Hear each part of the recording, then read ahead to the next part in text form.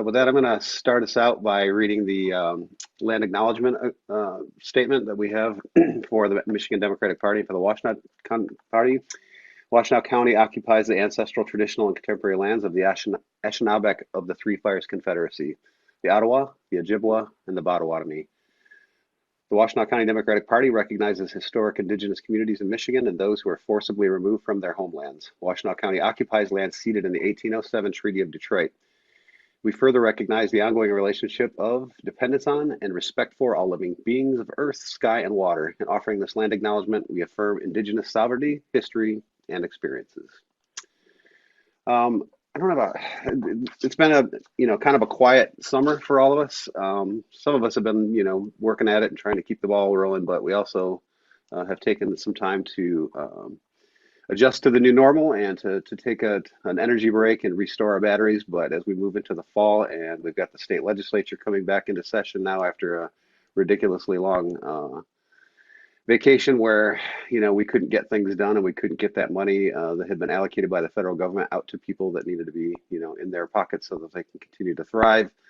Hopefully that's going to start happening, but we're going to have to be very vigilant because what happened in Texas with their overturning of Roe v. Wade is certain to happen here. We've got this just messed up referendum process here where less than 350,000 signatures can turn something into law. It ends up being a tiny percentage of the actual voters in Michigan. And the end run that they did in Texas where they deputized abortion snitches around the country in order to avoid a lawsuit is sure to be done in other states. And I have a very hard time believing Republicans in this state who have a long history of suppressing healthcare rights for women and reproductive freedom won't take that same approach here. I only hope that our judicial system is strong enough to turn this back. But it's super important that we all stay active and that we all are, just doing everything that we can to advocate for the things that we want. One of the big things you can do is to make sure that Debbie Stabenow and Gary Peters hear from you on making sure that this reconciliation bill gets the sorts of strengthening of Medicare that is so necessary, which is adding vision, dental, and hearing stuff, and possibly lowering the age to 60, which would expand Medicare to something like 3 million people. But they need to hear from you on these things. So don't be silent, make those phone calls, send those emails, and be heard on these issues.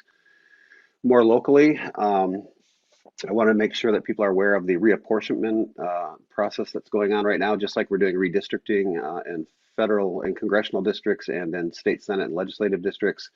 It's also happening at the county. Right now we have 9 county commission districts.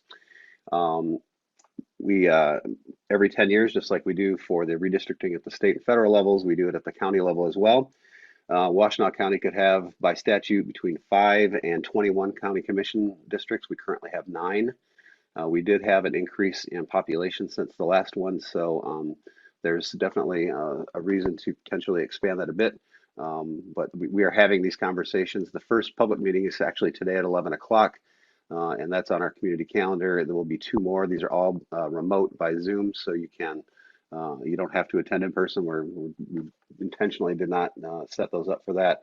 You will be able to submit maps if you wish. These first 3 are just to hear from folks. Then we will create some maps to discuss, and we'll have further meetings later. So we're trying to be very transparent about this.